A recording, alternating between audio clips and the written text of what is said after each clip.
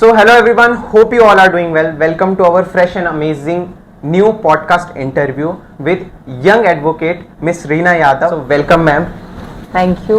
सो आज देखो यंग आपने मेरे बारे में भी देखा होगा, यंगेस्ट बैंकर आप लोग मेरे को बोलते हो, आप लोगों ने मेरे को बोला है, तो आज मैं यंग एडवोकेट के पास ही आया हूँ। तो आपको यंग लोगों से बहुत सारी चीजें देखने को मिल रही है। अभी पीछे प्लेयर का भी आपने इंटरव्यू देखा, तो इस इंटरव्यू से आपको बहुत लाइफ लेसन्स भी मिलेंगे। और जो लोग लॉ परस्यू करना चाहते हैं, एक लॉयर एडवोकेट बनना चाहते हैं, कैसे एंटर करें इस फील्ड के अंदर, क्या क्या चीजें मैंडेटरी होती हैं, किन किन चीजों का आपको ध्यान रखना होता है, क्या बुक्स पढ़नी चाहिए, तो आफ्टर 12th आफ्टर ग्रेजुएशन मतलब क्या करना चाहिए, ऑल ऑफ मतलब नॉलेज आपको इस पॉडकास्ट इंटरव्यू में मिलने वाली है।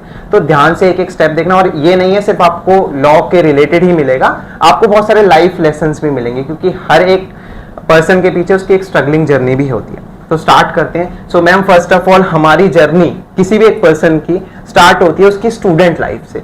तो आपकी स्टूडेंट लाइफ कैसी थी? आप आज एक एडवोकेट हैं, सो आप एक ब्रिलियंट स्टूडेंट थे स्टार्टिंग से, या कैसे स्टूडेंट थे? नहीं, मैं ब्रिलियंट तो नहीं थी बट हाँ, ये है कि मैं इतनी बुरी भी नहीं थी पढ़ाई में। शुरू में था कि ठीक है पढ़ाई करनी है, तो ये सोच के कि ठीक है पढ़ाई करनी है, चलो कर लेते हैं, स्कूल का होमवर्क निपटाना है, चलो निपटा लेते हैं। तो स्टार्टिंग कुछ ऐसी रही मेरी गवर्नमेंट स्कूल से स्कूलिंग रही है। तो जहाँ तक जानकारी होगी आपको, हरियाणा के जो गवर्नमेंट स्कूल हैं उसमें सिर्फ यही होता था कि होमवर्क किया चलो अगला दिन आ गया, होमवर्क किया चलो अगला दिन आ गया। तो ऐसे रहा है।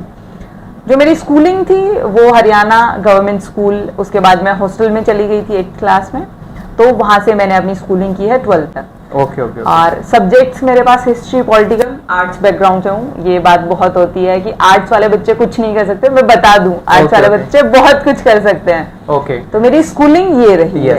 सो मैं आपसे ये पूछना चाहूंगा, एक एडवोकेट सुनते ही हमारे माइंड में एक थोड़ा बॉसी नेचर टाइप आता है कि ही और she must be a bossy nature. तो आप क्या स्कूल टाइम से एक बॉसी एक लीडरशिप थी आपके अंदर, या आप अभी आके इसमें टर्निंग पॉइंट है आपका?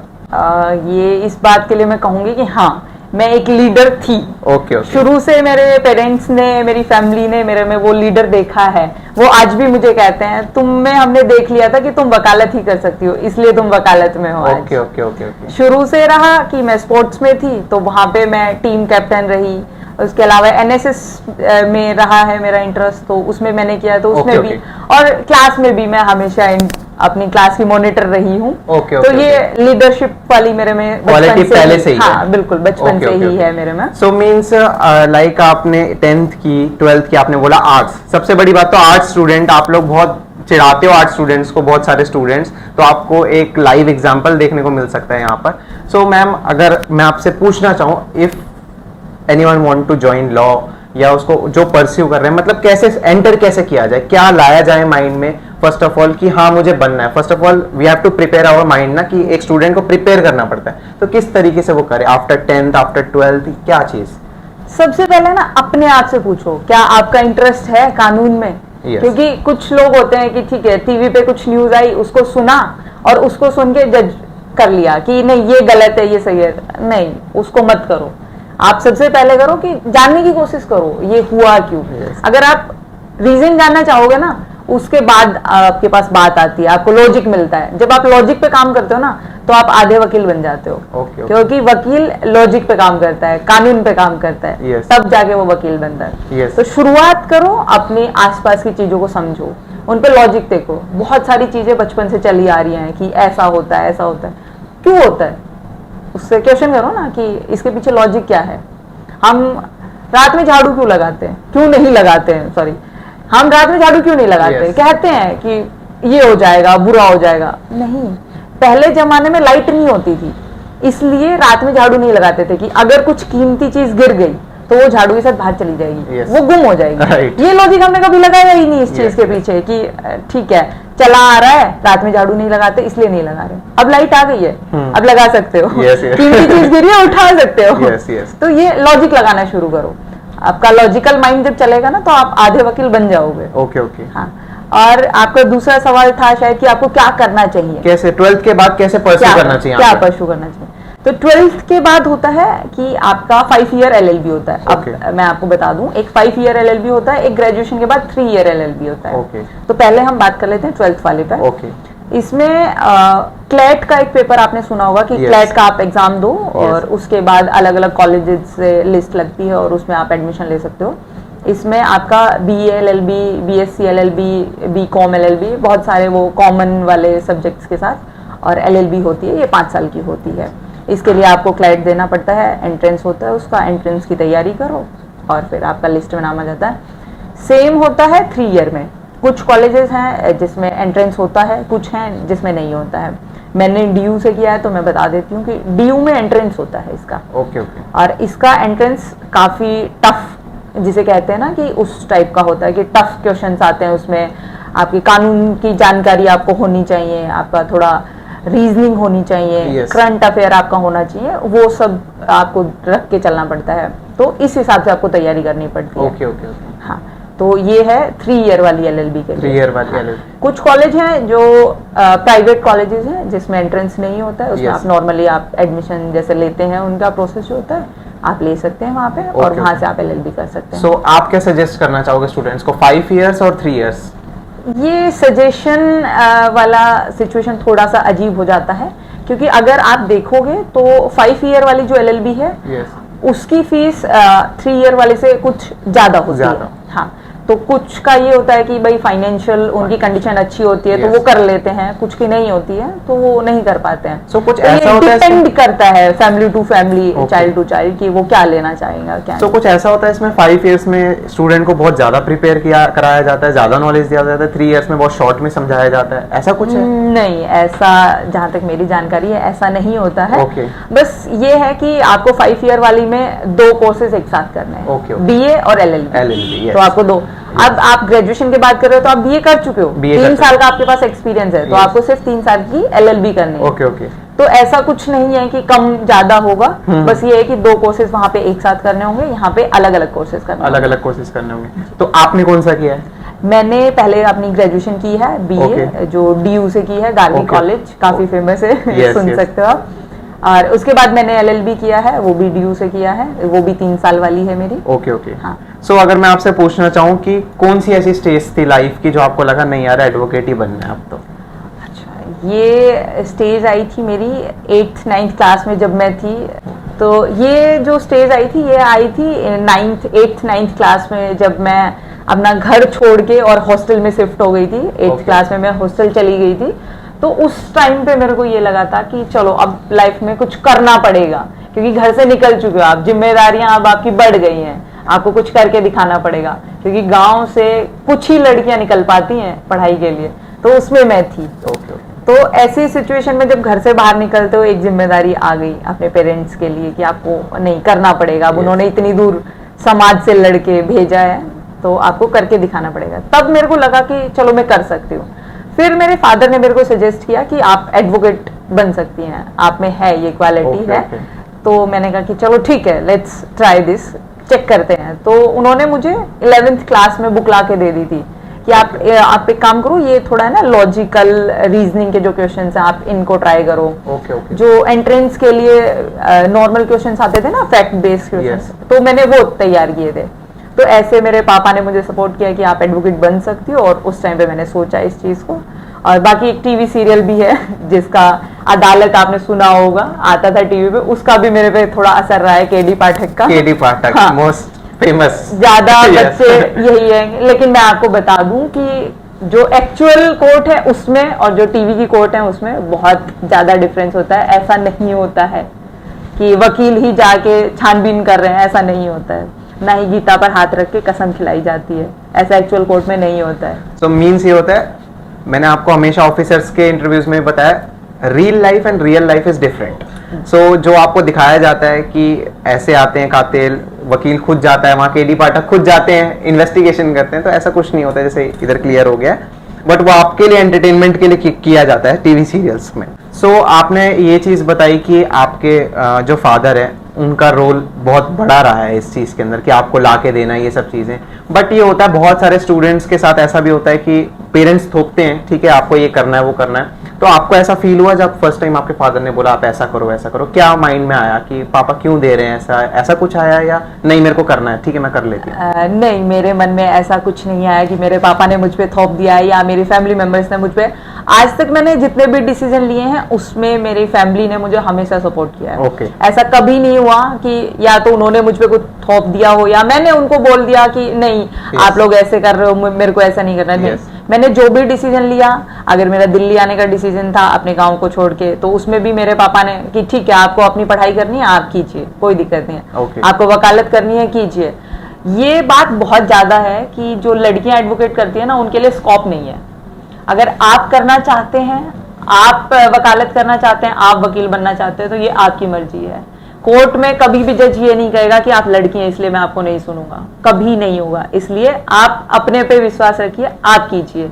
अगर आपको करना है तो आप कर सकते हैं, ऐसा नहीं है कि नहीं कर पाएंगे। सो मैम इसी पे एक जो मोस्ट इंपॉर्टेंट क्वेश्चंस हमेशा हमारे कमेंट सेक्शन में भी ये रहता है, लड़कियां भी डरती हैं इस चीज से कि क्या लड़कियों का रेशियो आपको लगता है कम है इस फील्ड के अंदर? कम नहीं कहेंगे इसे। पहले की बात अगर हम नहीं करें, आज की अगर हम बात करें, मींस अभी इंक्रीज हो रही है। हाँ, अभी पहले के मुकाबले लड़कियां ज्यादा आ रही हैं। और दिल्ली की अगर हम बात करें तो यहाँ पे ऐसा बिल्कुल भी देखने को नहीं लगेगा कि कम है यहाँ पे लड़कियां। यहाँ पे लड़कियां भी उतनी ही हैं और लड़के भी हैं। अभी पीछे काफी कुछ ऐसे केसेस आए हैं जिसमें लड़कियों ने रिप्रेजेंट किया और बहुत अच्छा किया है, जीती भी है। तो ऐसे वकील आपको बहुत मिल जाएंगे। तो लड़कियां आगे आ रही हैं। ओके। सो एक लाइक आपसे अगर मैं जानना चाहूँ कि आप लड़कियों को इनवाइट करना चाहोगे कि यस जॉइन दिस प्रोफेशन? हाँ, मैं बिल्कुल करना चाहूंगी, क्योंकि लड़कियों में है ना, जब वो पैदा होती हैं उसी टाइम एक हिम्मत आ जाती है। और वकालत करने के लिए हिम्मत, स्ट्रगल और रोज लड़ना पड़ता है। तो अगर आप वकालत करना चाहते हो तो मैं लड़कियों के लिए स्पेशली ये कहूंगी कि आप आओ, लड़ो, जीतो, क्योंकि आप में ये बचपन से है कि आप लड़ सकती हो। ओके।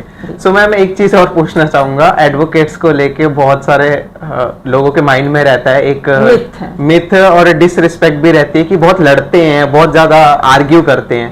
तो क्या ये गलत है? क्योंकि according to some people and according to me also कि advocate is a good listener also. वो विदाउट सुने तो वो कुछ बोलेगा ही नहीं, आर्ग्यू नहीं करेगा। तो क्या ये मिथ है लोगों के माइंड में, इसलिए वो डिसरिस्पेक्ट करते हैं? वकीलों को लेके है ना, समाज में बहुत सारे मिथ है। चलो मैं आज बता ही देती हूँ। समाज को लगता है कि हम झूठ बोलते हैं। यस, हम झूठ नहीं बोलते हैं। हमारे पास क्लाइंट आता है, वो अपनी कहानी बताता है, हम उसकी कहानी को कानून की भाषा में कोर्ट के सामने रखते हैं। इसमें हमारा रोल सिर्फ ये है कि कानून और उस व्यक्ति के बीच में एक तालमेल बनाते हैं। तो इसमें हमारा झूठ नहीं हुआ, हम झूठ नहीं बोल रहे हैं, हम उस क्लाइंट की सच्चाई को कोर्ट के सामने रख रहे हैं। फिर लगता है लोगों को कि वकील है, लड़ाकू है। लड़ाकू है, yes. नहीं, हम लड़ाकू नहीं हैं। हम अपना काम, अपनी ईमानदारी अपने क्लाइंट के लिए रखते हैं। अगर हमारा पॉइंट स्ट्रोंग है तो हम अपनी बात रख रहे हैं, आपका पॉइंट स्ट्रोंग है तो आप अपनी बात रख रहे हैं। तो हम लड़ाकू नहीं है, ये भी मैं आपको बता देती हूँ।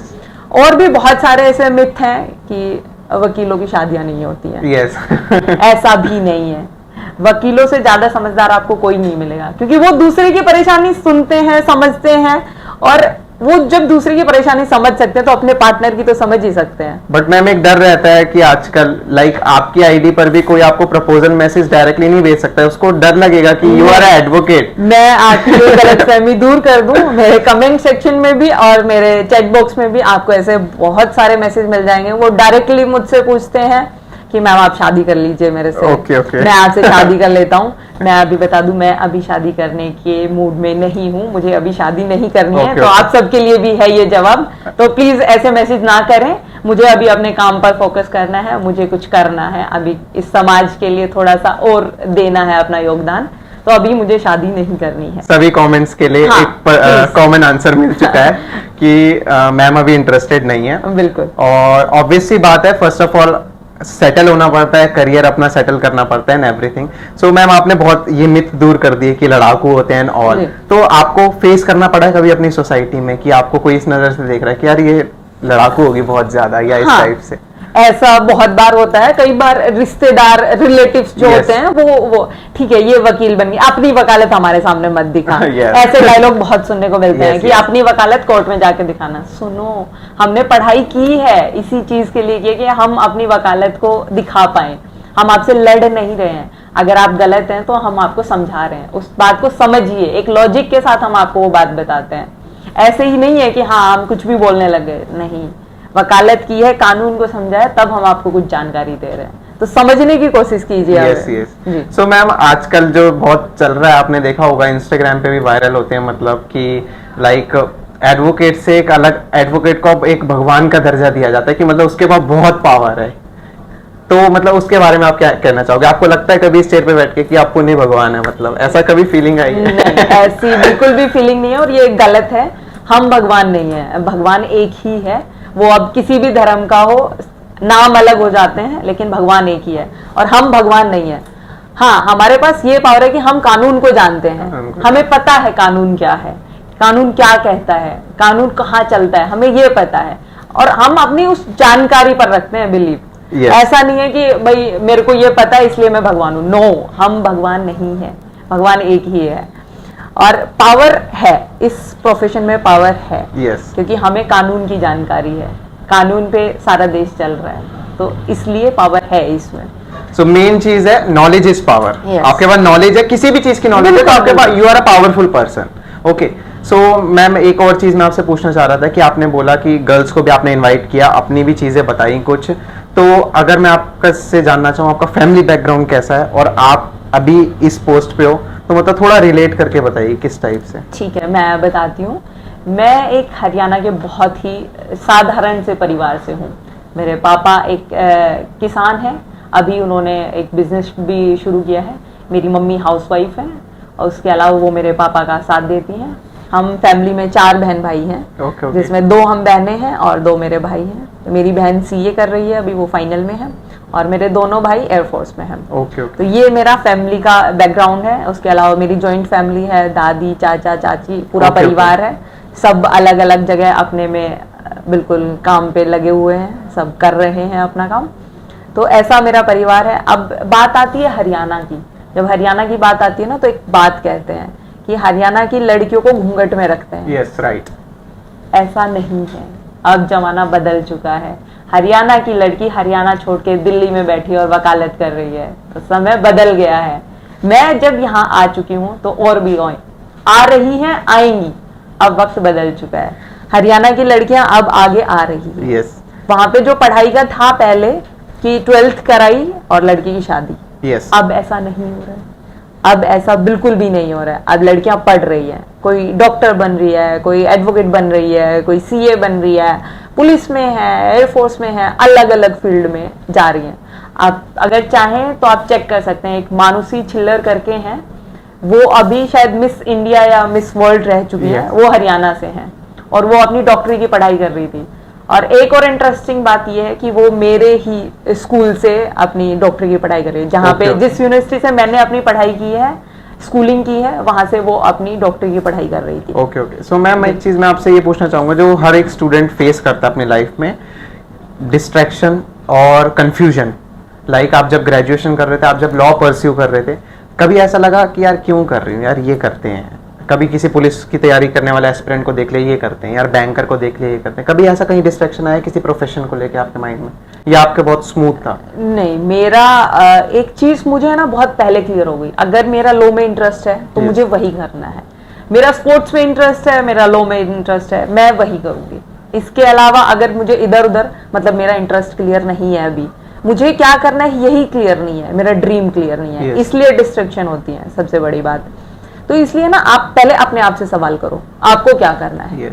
आपके मन में है कि आपको नहीं, आपको वकालत करनी है, लेकिन आपके घर वाले कह रहे हैं कि नहीं नॉन मेडिकल लो, आपको आईआईटी करना है, नहीं आपको ये करना है, तो आप अपने आप से पूछिए, क्योंकि आपको जीवन भर उस प्रोफेशन के साथ रहना है। अगर आप करने को तैयार है तो आपका उससे ध्यान नहीं हटेगा, आपको वही लगेगा कि यही करना है, ये मेरा मेन गोल है, इसी पर मुझे फोकस रहना है, तो ये रहता है।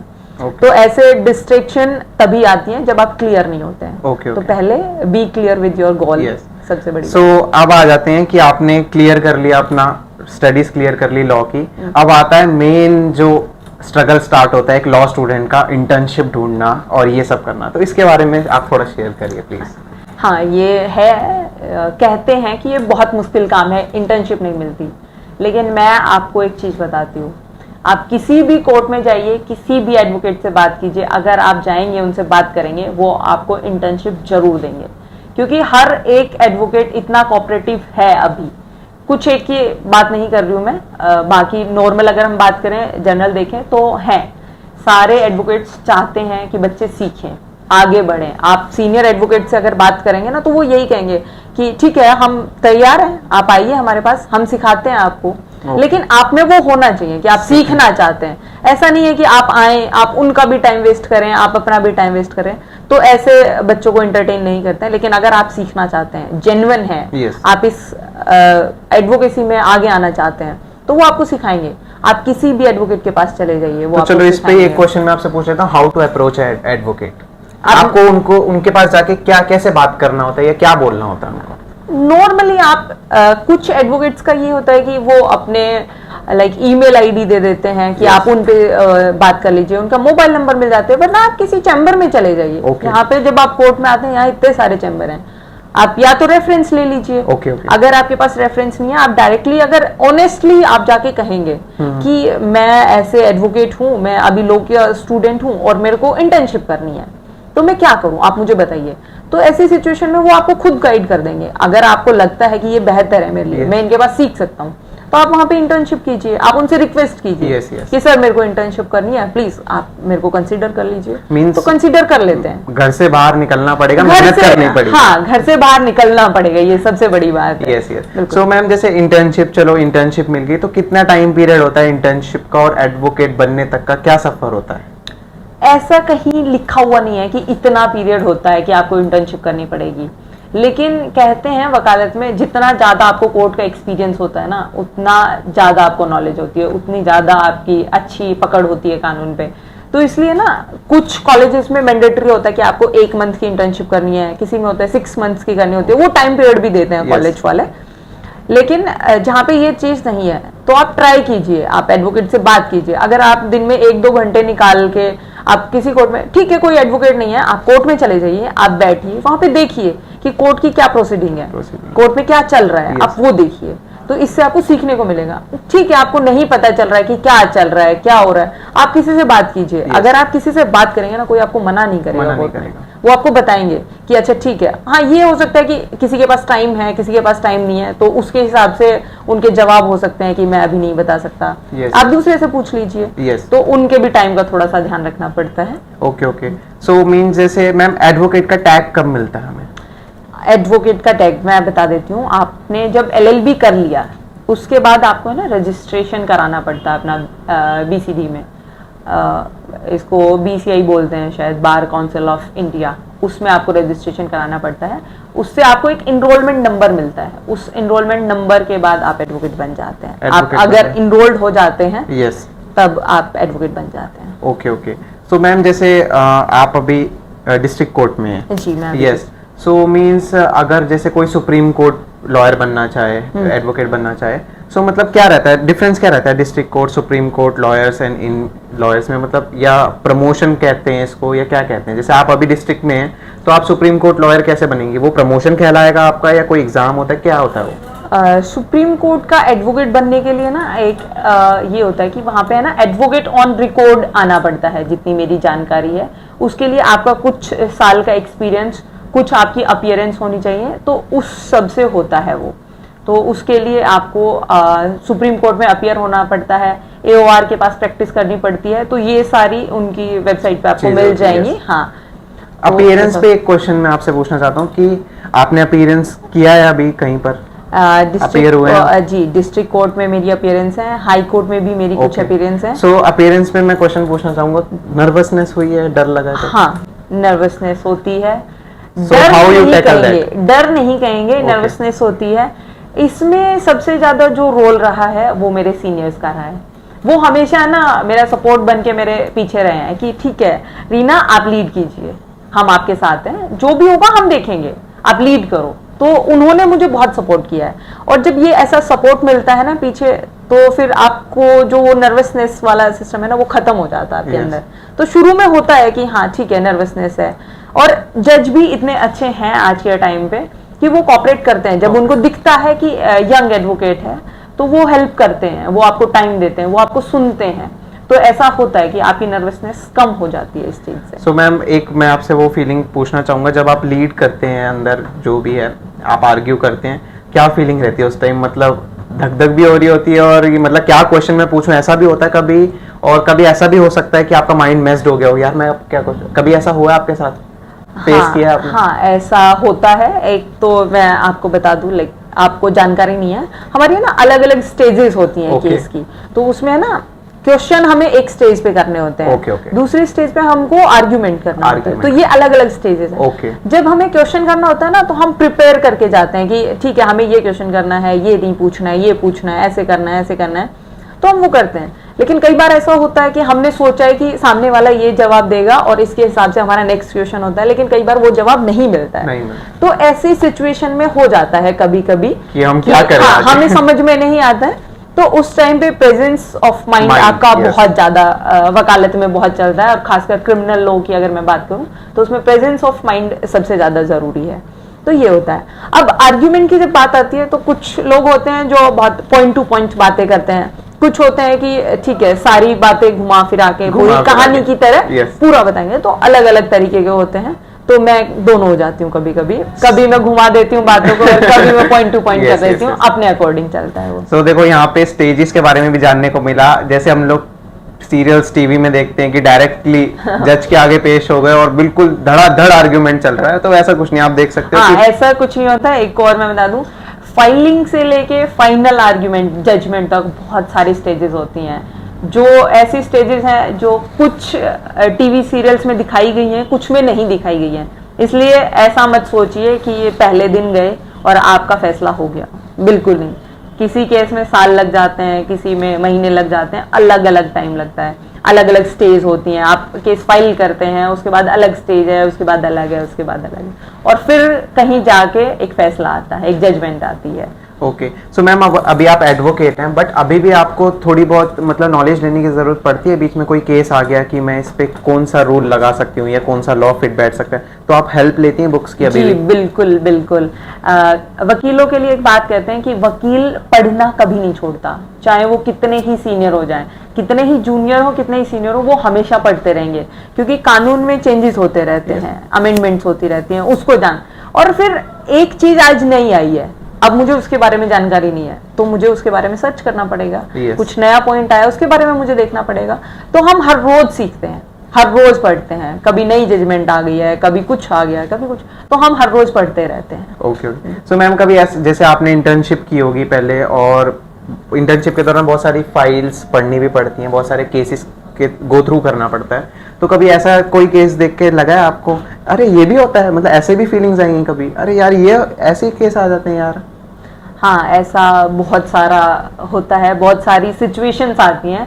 खासकर अगर मैं बात करूं मैट्रिमोनियल जो केसेस होते हैं, फैमिली के जो मैटर्स होते हैं, जो फैमिली डिस्प्यूट जिन्हें कहते हैं नॉर्मली, तो उनमें ऐसी सिचुएशन आती है कि अच्छा ऐसा भी हो सकता है, सास भी ऐसा कर सकती है, बहू भी ऐसा कर सकती है, ससुर ऐसा कर सकता है, तो ऐसा बहुत ज्यादा होता है कि कई बार हमें सोचना पड़ जाता है कि अच्छा ऐसा भी होता है, समाज ऐसा भी है, क्या ऐसा भी हो सकता है? वैसी सिचुएशन बार बार आती है, बहुत बार आती है। ओके ओके, सो एक मिथ के बारे में और पूछना चाहूंगा मैं आपसे, क्या मतलब लॉयर बनने के लिए बहुत पढ़ना पड़ता है, रातें बितानी पड़ती हैं, ऐसा कुछ है? अब इस बात पे डिपेंड करता है कि आपकी पढ़ने की कैपेसिटी कैसी है, आप पढ़ते कैसे हैं। कुछ लोग होते हैं जो सारा दिन ऐसे किताब लेके बैठे रहेंगे, लेकिन वो पढ़ते नहीं है उसको। कुछ लोग होते हैं जो 2 घंटे बैठ के पढ़ रहे हैं, लेकिन कंसंट्रेट करके पढ़ रहे हैं, उसको बिल्कुल फोकस के साथ पढ़ रहे हैं। तो डिपेंड करता है पर्सन टू पर्सन कि आप क्या पढ़ रहे हो, कैसे पढ़ रहे हो, आपका कितना फोकस है उस चीज पे, तो उस चीज पे है। अगर मैं अपनी बात करूं तो मैंने इतना ज्यादा नहीं पढ़ा अपने कॉलेज टाइम में, लेकिन अब मैं पढ़ रही हूँ, क्योंकि हर रोज पढ़ना पड़ता है अपने केस के लिए, हर रोज तैयारी करनी पड़ती है। Okay, and one more thing कि आपके पास डिफरेंट केसेस आते हैं, कभी कोई आ गया, कभी कोई आ गया, तो मतलब आप अपने माइंड को कैसे वो प्रिपेयर रखती हैं कि किस टाइप से, how to be presence of mind, मतलब प्रेजेंस ऑफ माइंड कैसे रखा जाए? आपसे ज्यादा अच्छा कोई नहीं बता सकता इस चीज को। नहीं, प्रेजेंस ऑफ माइंड के लिए ऐसा कुछ प्रैक्टिस करने की जरूरत नहीं है, आपको सुनना पड़ता है सबसे पहले। गुड लिसनर कहते हैं ना कि वकील किसी की सुनते नहीं है, वकील सबसे ज्यादा सुनते हैं। पहले वो क्लाइंट की सुनते हैं, उसके बाद जज की सुनते हैं, और फिर घर जाके परिवार वालों की सुनते हैं, रिश्तेदारों की सुनते हैं। तो वकील गुड लिसनर होते हैं। जब आप सुनते हो ना तो आपके मन में सवाल आते हैं, जब आप सवाल आते हैं तो आप सवालों का, तो इससे ना आपका प्रेजेंस ऑफ माइंड डेवलप होता है, बढ़ता है। तो इस चीज को ज्यादा। और इस चीज को आप कैसे टैकल करते हो कि आपके पास कभी कोई क्रिमिनल केस आ गया, कोई सिविल केस आ गया नॉर्मल, फिर कोई किसी का आपसी झगड़ा मतलब जो होते हैं नॉर्मली, तो मतलब कभी कभी आपको लगता होगा ना अबे यार कैसा केस है यार ये, मतलब अपने माइंड को फ्रेश कैसे करते हो फिर आप? कभी कभी मूड ऑफ हो जाता है कि ऐसा भी कर दिया यार लोगों ने, तो मूड फ्रेश कैसे करते हो? क्या गाने सुनते हो, बुक्स पढ़ते हो, क्या मतलब क्या घूमने निकल जाते हो? इसके लिए ना सिचुएशन होती है कि अगर मैं कोर्ट में हूँ तो मेरा मूड खराब हो गया किसी बात पे, या जज ने डांट दिया, तो उस टाइम पे फिर ये होता है कि आप किसी से बात कर लो। जब आप अपने मन की बात किसी से करते हो ना तो आपका मन हल्का हो जाता है। किताबें पढ़ लो, गाने सुन लो, वो ये सारी की सारी हैं कि आपको जो अच्छा लगे। ऐसा नहीं है कि मुझे किताबें पढ़ना पसंद है, हाँ तो मैं किताबें पढ़ लेती हूँ, या मैं किसी अपने मनपसंद इंसान से बात कर लेती हूँ, उनको मैं बता देती हूँ कि ये हुआ, तो वो मेरी जो सारी फ्रस्ट्रेशन है वो बातों में निकल जाती है और फिर मेरा माइंड रिलैक्स हो जाता है। उसके बाद फिर चलो नेक्स्ट टास्क करते हैं, वो जो हो गया वो हो गया, अब अगले पे ध्यान देते हैं। तो वो वाली सिचुएशन होती है। और एक और बात है कि क्लाइंट हमारे पास आता है अपनी टेंशन लेके, वो अपनी टेंशन लाता है, अपनी फाइल लाता है, वो अपनी फाइल और टेंशन हमें देके चला जाता है, तो हमें टैकल करना है। अब वो जो फाइल है वो हम कोर्ट में पहुंचा देते हैं, टेंशन हम अपने पास रख लेते हैं, तो हमें बहुत चिल रखना पड़ता है इस मूड को। इसलिए कुछ ना कुछ करते रहो, ऐसे जरूरी नहीं है कि वकालत कर रहे हो तो वकालत ही करते रहो, साथ में एक्स्ट्रा करते रहो, स्पोर्ट्स खेल लो, बुक्स पढ़ लो, गाने सुन लो, मूवी बहुत अच्छी अच्छी आ रही है आजकल, देखो सब। हाँ, एक और सबसे बेस्ट क्वेश्चन कि as you are a young advocate, तो आपने तालमेल वो बिठा लिया है प्रोफेशनल लाइफ और घर की लाइफ में, या आप कभी कभी केस की टेंशन घर भी ले जाते हो, कभी मम्मी के ऊपर भड़क गए, भाई बहन के ऊपर भड़क गए, टेंशन यहाँ की टेंशन ले गए, हाँ, या वो तालमेल बैठ चुका है? हाँ, कभी कभी ऐसा हो जाता है, अभी भी हो जाता है ऐसा कि मैं अपनी यहाँ की टेंशन वहां ले जाती हूँ, लेकिन मेरी फैमिली मेंबर्स इतने सपोर्टिव हैं, वो मुझे इतना सपोर्ट करते हैं कि वो उनको पता है कि ठीक है आज ये भड़की हुई है तो चलो इसको थोड़ा सा टाइम दे देते हैं, इससे बात कर लेते हैं, तो वो नॉर्मल करने का ट्राई करते हैं। तो इसमें ना फिर मैं नॉर्मल हो जाती हूँ, फिर मैं उनको किस्सा बताने लग जाती हूँ कि ठीक है ये हो गया, इस वजह से मेरे साथ ऐसा हो गया, इसलिए मैं भड़की हुई हूँ। तो फिर कहते हैं ठीक है कोई नहीं, आज नहीं था तुम्हारा दिन, कल तुम्हारा होगा, नई शुरुआत करो, भूलो इस बात को। तो ऐसा होता है कि मैं कई बार घर वालों पे झुंझला जाती हूँ, डांट देती हूँ, धमका देती हूँ, तो ऐसा होता है आज भी। और एक सुप्रीम कोर्ट के बहुत सीनियर लॉयर हैं, अभी नेम मेरे उनका माइंड में नहीं आ रहा, बट उन्होंने एक चीज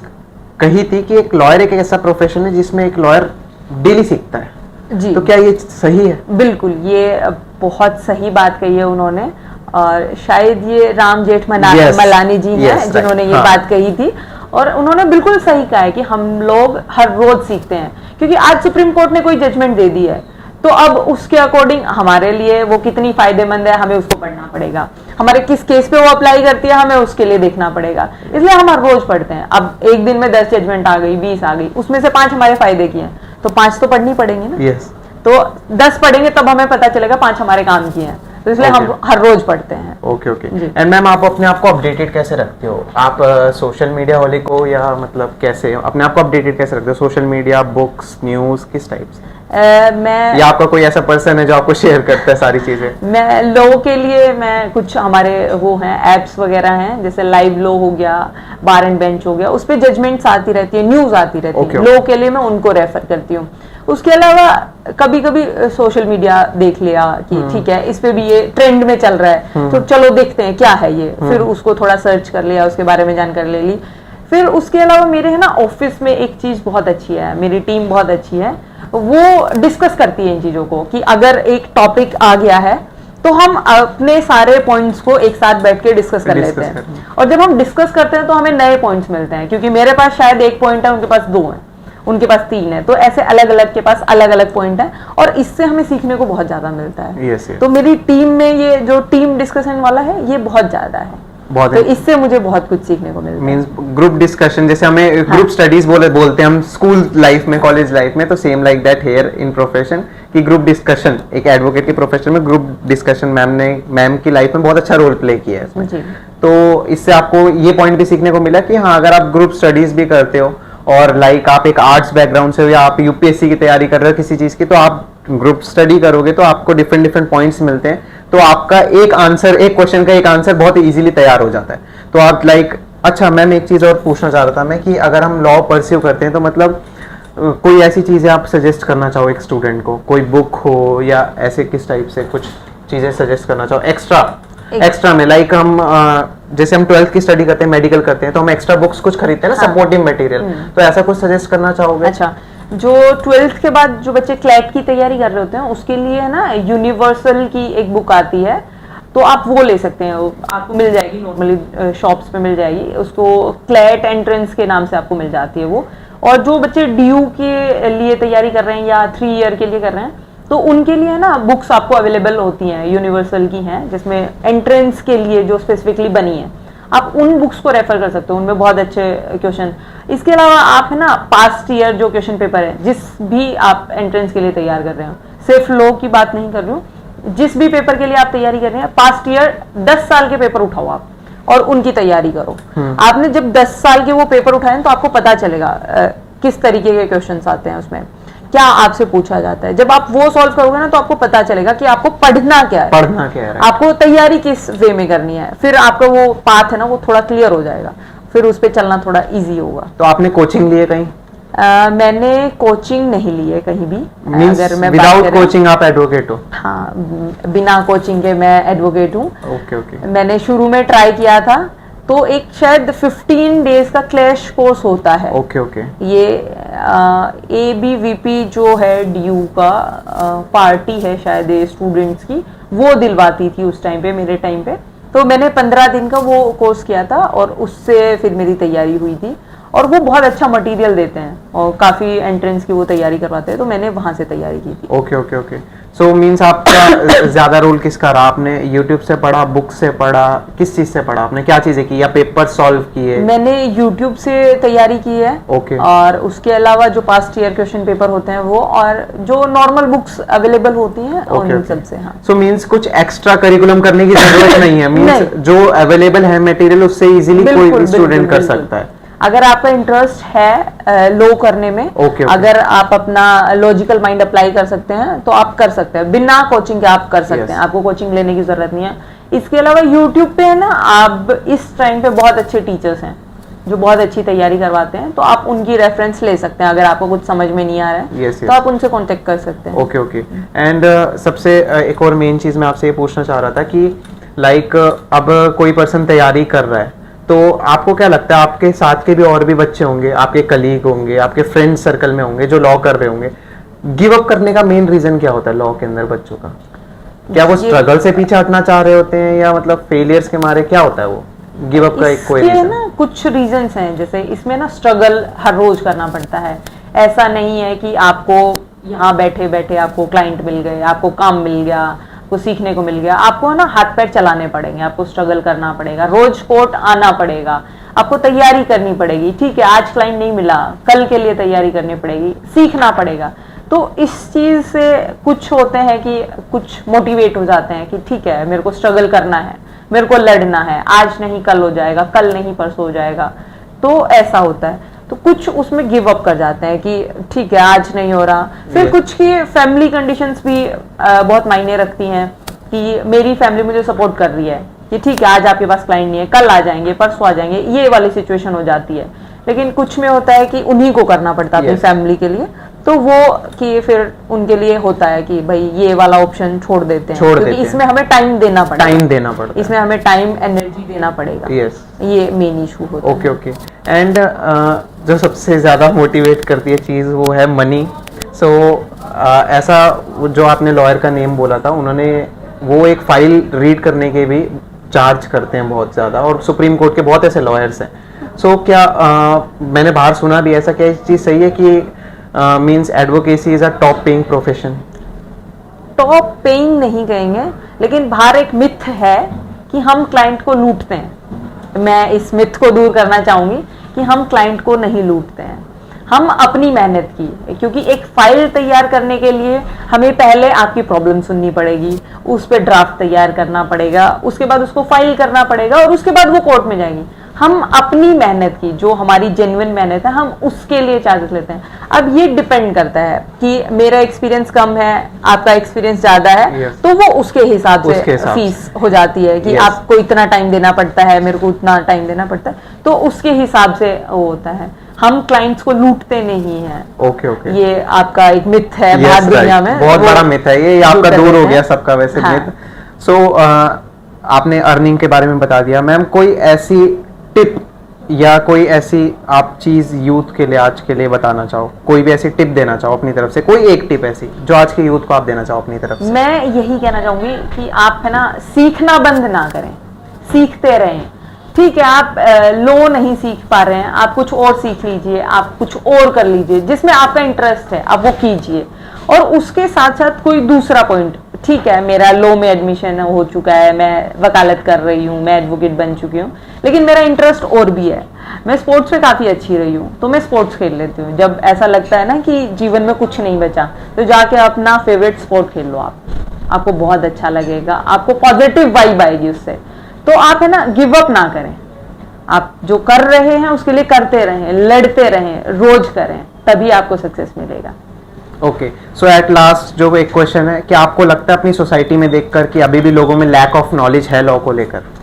हाँ, मैं इसके लिए कहूंगी कि लोग है ना, कानून को जानते नहीं है, जो मिथ चले आ रहे हैं उसी को मान लेते हैं कि वकील है, ये पैसा ऐंठेगा, ये लड़ेगा। ऐसा नहीं होता है, ऐसा कुछ थे, कुछ होंगे, मैं उसके लिए मना नहीं कर सकती कि सारे नहीं होते हैं, लेकिन कुछ अच्छे भी हैं। आप उन अच्छों से मिलिए, आप उनसे बात कीजिए। कुछ मिस रिप्रेजेंट करते हैं अपने आप को, तो उनसे बचिए। बाकी कानून है ना, हर रोज चेंज होता रहता है, हर रोज बढ़ता रहता है। कहते हैं कि कानून कभी खत्म नहीं होता, कानून की पढ़ाई कभी खत्म नहीं होती, लाइफ टाइम आपकी कानून की पढ़ाई चलेगी, आप रोज एक नई चीज सीखेंगे। शायद ऐसा हो सकता है कि मुझे आज कुछ नई चीज पता है जो आपको नहीं पता, और ऐसा भी हो सकता है कि आपको वो चीज नहीं पता, मुझे वो चीज पता, आपको पता है, मुझे नहीं पता, ऐसा हो सकता है। तो बात कीजिए, जानकारी लीजिए, नई चीजों की जानने की कोशिश कीजिए, सीखते रहें, सबसे बड़ी बात। तो ये चीज अभी आप, ऐसा नहीं है कि ऑन कैमरा ही बात हो रही है, अभी यहाँ बैठने से पहले भी मैंने मैम को यही बोला कि आज मेरे को लॉ के बारे में कुछ नहीं पता, मेरे को आज आपसे सीखने को मिलेगा। वहीं पे मैम ने रिप्लाई इस चीज का ये किया, मुझे आपसे बहुत चीजें सीखने। तो आप जब तक कम्युनिकेट नहीं करेंगे तब तक आपको सीखने को नहीं मिलेगा। सो एक चीज और मैम मैं पूछना चाहूंगा, बहुत सारे एडवोकेट्स के कैबिन्स में ये इतनी सारी बुक्स पड़ी रहती हैं, क्या किस चीज की बुक्स होती हैं? चमकती हुई गोल्ड सी बुक्स, क्या होता है ये? अच्छा, इसमें बहुत सारे चैम्बर्स में बुक्स होती हैं, जिसमें कुछ होती हैं कि प्रॉपर बुक है, कि आपको एक बेरेक्ट होता है हमारा, उस बेरेक्ट में आपका एक्ट लिखा है, कानून क्या कहता है। अब 4 लाइनों में आपने कानून बता दिया, लेकिन उसको एक्सप्लेन भी तो कहीं होगा, तो उससे रिगार्डिंग कमेंट्रीज होती हैं, बुक्स होती हैं, जजमेंट्स होती हैं। तो ऐसे बहुत सारी बुक्स होती हैं जो हमको रेफर करनी पड़ती हैं अपने केसेस के लिए, कि आज कोई नया पॉइंट आया है, उसके लिए मुझे जानकारी नहीं है, तो मुझे उस बुक की रेफरेंस लेनी पड़ती है, इसलिए हम बुक्स पढ़ते हैं, इसलिए हमारे चैम्बर्स में बुक्स आपको देखने को ओके। आपने बीच में कुछ ऐप्स की बात की थी, तो वो ऐप्स आप एक बार दोबारा से रिपीट कर देंगे, जो क्या नॉर्मल एक पर्सन अपने लॉ की नॉलेज बढ़ा सकता है? बिल्कुल, इसमें लाइव लॉ है, बार एंड बेंच है, और एडवोकेट्स के लिए एक ऐप आया है, सेंचुरी लॉ फर्म का कैलकुलेटर है, जिसमें आप कोर्ट फीस कैलकुलेट कर सकते हैं। ये मेरी फर्म ने, जहाँ पे मैं अभी काम कर रही हूँ, उसने खुद डेवलप किया है। और इसमें ना आप कोर्ट फीस कैलकुलेट कर सकते हैं। आप लाइक हमें है ना, कोर्ट में जब हम सिविल सूट डालते हैं तो हमें कोर्ट फीस देनी पड़ती है, तो वो आपकी जो वैल्यू है उसके अकॉर्डिंग जाती है, जो सूट की वैल्यू है उसके अकॉर्डिंग जाती है, तो वो कैलकुलेट करनी पड़ती है, हर कोर्ट की एक अलग होती है। तो उसको कैलकुलेट करने के लिए आपको वैल्यू उसमें डालनी पड़ती है, और फिर वो आपकी कैलकुलेट होके अपने आप आ जाती है। तो अगर मुझे कोई सिविल सूट फाइल करना है, उसके लिए जो अगर मुझे कोर्ट फीस पता करनी होगी, तो आप उस ऐप पे पता कर सकते हैं। उसके अलावा उसमें और भी काफी सारे है फीचर्स, आप देख सकते हैं, उसको प्ले स्टोर पे आपको मिल जाएगा। लाइव लॉ है, इसके अलावा आप उसको देख सकते हैं, उस पर बहुत सारी जजमेंट्स और अपडेट्स आती रहती हैं। बार एंड बेंच है, उस पर आप देख सकते हैं। बाकी जो हाई कोर्ट और सुप्रीम कोर्ट की साइट्स हैं, उन पे आप जजमेंट देख सकते हैं। सो चलो लास्ट क्वेश्चन लेते हैं आपसे कि आपको एक पुरानी रीना यादव और एक न्यू एडवोकेट रीना यादव में क्या डिफरेंस दिखता है, इन डिसिप्लिन, इन नेचर या इन लाइफ? क्या डिफरेंस आप महसूस करते हैं? बिल्कुल। पहले मैं जिम्मेदार नहीं थी अपने एक्शंस को लेके, लेकिन अब मेरे पे जिम्मेदारी आ गई है, समाज के लिए भी, अपने लिए भी, कोर्ट के लिए भी। और सबसे बड़ी बात है कि एडवोकेसी है ना एक बहुत ही नोबल प्रोफेशन है जिसे कहते हैं। हमें बहुत पेशेंस के साथ यहाँ पे बैठना पड़ता है, बहुत सुनना पड़ता है, इसलिए ना हमारे कंधों पे एक और जिम्मेदारी आ गई है समाज के लिए, कोर्ट के लिए। तो अब मैं अपने आप को ज्यादा जिम्मेदार महसूस करती हूँ। रिस्पॉन्सिबल। हाँ, बहुत ज्यादा रिस्पॉन्सिबल हूँ मैं अपने एक्शंस के लिए। अगर मैं बाहर पहले वाली रीना होती तो शायद मैं उस काम को कर लेती, मुझे सोचने की जरूरत नहीं पड़ती। लेकिन अब मैं सोचती हूँ, जब बाहर कुछ होता है तो नॉर्मल लोगों के लिए ठीक है, हो गया ये, हमारे में उस टाइम पे फिर वो आईपीसी के सेक्शंस चलने लगते हैं। अच्छा ये हो गया, ठीक है, आपके लिए हत्या हो गई। अब हत्या में ठीक है, आपके लिए ठीक है, मर्डर हो गया। अब हमें नहीं, मर्डर हो गया, कल्पेबल होमोसाइड तो नहीं है, ये culpable homicide not amounting to murder तो नहीं है, ये तो नहीं है, तो हमारे लिए वो आईपीसी चलने लग जाती है। तो वो चेंज आ गया है मेरी लाइफ में। पहले मैं भी ऐसी ही थी आप लोगों की तरह कि ठीक है, हो गया, चलता है, जो नॉर्मल लोगों के लिए हुआ है। अब लेकिन वही है कि कुछ होता है तो मैं सोचने लग जाती हूँ उस चीज को लेके। सो मैम एट लास्ट हमारे चैनल के लिए अगर 2 लाइन आप कुछ बोलना चाहो। जी, मुझे इनसे मिलके बहुत अच्छा लगा और बहुत ज्यादा जानकारी ये लेके आए थे मेरे लिए भी। मुझे जानने को मिला कि इन्होंने पहले भी काफी इंटरव्यूज किए हैं। किसी प्लेयर का आप बता रहे थे अभी, उससे पहले शायद आपने किसी पुलिस पर्सन का, ऑफिसर का, हाँ, भी इंटरव्यू किया है। तो आपके लिए ये बहुत अच्छी जानकारी लेके आ रहे हैं, इसलिए इस चैनल के साथ बने रहें। आपको नई जानकारी मिलेगी, अलग फील्ड की जानकारी मिलेगी, और सबसे ज्यादा अच्छी बात है कि आपको घर बैठे जानकारी मिल रही है। तो आप देखिए और इनके साथ जुड़े रहें हमेशा के लिए। ओके, सो बहुत सारी चीजें आपको आज मैम से जानने को मिली। सबसे बड़ी बात है यंग एडवोकेट से, क्योंकि एक जो एक्सपीरियंस्ड होते हैं वो तो अपना चीजें शेयर करते हैं, बट मैम अभी अभी एनरोल हुई हैं इस चीज के अंदर, तो इन्होंने आपको एकदम फ्रेश नॉलेज ला के दी है कि अभी क्या चल रहा है रिसेंटली। ओके, सो ये चीजें हमारे लिए इंपॉर्टेंट होती है। तो आपको बहुत सारे लाइफ लेसन भी मिले, क्या क्या चीजें करनी चाहिए, क्या नहीं करनी चाहिए। गर्ल्स को बहुत बड़ा इन्विटेशन है कि आप लोग इस फील्ड में आ सकते हो, आइए आप, बहुत अच्छी फील्ड है। एक मेन होता है मैम, गर्ल्स के अंदर का डर भी खत्म हो जाता है ऐसी फील्ड्स में आके, लाइक पुलिस, एडवोकेसी में आके, तो ये बहुत जरूरी है। वैसे मैं आपको बता दूं, लड़कियों में डर बचपन से खत्म हो जाता है, क्योंकि उन्हें बचपन से स्ट्रगल देखना पड़ता है। आप लोगों की लाइफ और एक लड़की की लाइफ, दोनों में, एक लड़का और लड़की की लाइफ में, क्योंकि कहते हैं कि दोनों बराबर हैं, आप बराबर हो ही नहीं सकते। भगवान ने आपको बराबर भेजा ही नहीं है, तो आप कह ही नहीं सकते कि आप बराबर हैं। हमारी लाइफ में एक अलग स्ट्रगल है, आपकी लाइफ का, मैं ये नहीं कह रही आप कम है, नहीं, लेकिन हमारी लाइफ का स्ट्रगल है। हम बचपन से लड़ना जानते हैं, हम बचपन से डरते नहीं है, हम रिस्पेक्ट करते हैं, इसलिए हम चुप रहते हैं। यस, हाँ। बहुत अच्छी बात बोली। हम रिस्पेक्ट में चुप रहते हैं, डर के चुप नहीं रहते हैं, ये बात भी है। हाँ, तो ये बहुत अच्छी चीज मैम ने बता दी, आज क्लियर कर दी कि रिस्पेक्ट में जो एक गर्ल रहती है वो एक साइलेंट मोड पे रहती है, नहीं तो वो डरती नहीं है, ऐसा कुछ वो नहीं है। बट ये है कि चलो ठीक है, आप लोगों को बहुत सारी चीजें नॉलेज मिली, तो आपके कोई क्वेश्चंस होंगे, कुछ चीजें होंगी, तो आप लोग मैम का इंस्टाग्राम भी मैं डाल दूंगा, आप उधर भी जाके मैम को कांटेक्ट कर सकते हैं, और बाकी तो आप कमेंट सेक्शन में हमारे डाल सकते हैं। मैम को भी टाइम मिलेगा तो हम मैम से कांटेक्ट करके भी उनके आंसर्स निकलवा लेंगे, कमेंट्स में ही आपको मिल जाएंगे, नो प्रॉब्लम। बाकी आप रेगुलरली ऐसी गाइडेंस लेते रहो, आगे बढ़ते रहो, ऐसी और न्यू प्रोफेशंस हम आपके लिए लाते रहेंगे। तो आपको ये कैसा लगा जल्दी से कमेंट सेक्शन में बता दो, और आप देख सकते हो यंग ब्यूटीफुल एडवोकेट हमारे साथ बैठी है, और क्या कह सकते हैं। Thank you so much ma'am, आपने इतना अच्छा टाइम दिया अपना। All the best everyone. So ma'am ने ऑल द बेस्ट बोल दिया, तो इससे बड़ी और चीज क्या ही हो सकती है, इससे बड़ा मोटिवेशन और कुछ नहीं हो सकता आप लोगों के लिए। तो मिलते हैं ऐसी न्यू इंटरव्यू पॉडकास्ट में, तब तक के लिए बेस्ट ऑफ लक, तैयारी करते रहो और सिलेक्ट होते रहो। Thank you ma'am.